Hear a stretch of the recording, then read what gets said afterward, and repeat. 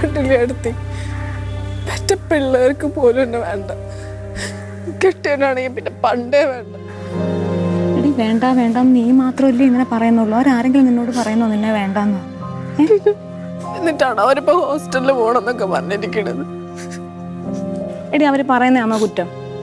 അവർക്ക് ഒരു മനസ്സമാധാനം കൊടുക്കാതെ 24 മണിക്കൂറും അടിയും ബഹളവും വഴക്കുമായിട്ട് ഇങ്ങനെ നടന്നു കഴിഞ്ഞാൽ ആ പിള്ളേർക്ക് ഇവിടെ നിൽക്കണമെന്ന് തോന്നുമോ? 2 പെൺകുഞ്ഞുങ്ങളല്ലേ ഓടിയത്.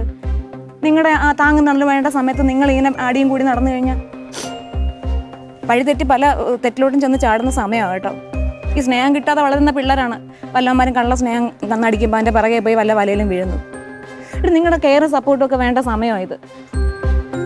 അതിന് ഞാൻ മാത്രം വിചാരിച്ച വഴക്കുണ്ടാവാതിരിക്കും അടുത്തി. പുള്ളിക്കാരൻ എന്നെ കാണുന്ന പോലും ഇഷ്ടമല്ല. നിനക്കോ?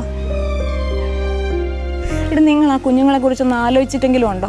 എന്തൊരു ദ്രോഹമാടി ആ കുഞ്ഞുങ്ങളോട് നിങ്ങൾ രണ്ടുപേരും കൂടെ കാണിക്കുന്നത്. ഒരു കുഞ്ഞില്ലാത്തതിന്റെ ദണ്ഡം നിനക്കൊന്നും പറഞ്ഞാൽ മനസ്സിലാവൂല. എത്ര നാളായിട്ടും നേർച്ചയും വഴിപാടുമായിട്ട് നടക്കുമെന്നറിയാമോ?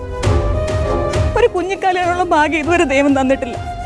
നിനക്കൊന്ന് നോക്കാൻ വൈകി പറ, ഞാൻ കൊണ്ടുപോയി നോക്കിക്കോളാം പൊന്നുപോലെ. എൻ്റെ മക്കൾ സങ്കടപ്പെടുത്ത കണ്ടിട്ട് എനിക്ക് ഗതികേട് കൊണ്ട് പറഞ്ഞു പോയതാടി. അവരും ഭാവിയിൽ ഒരു വീട്ടിൽ ചെന്ന് കയറാനുള്ളതാ.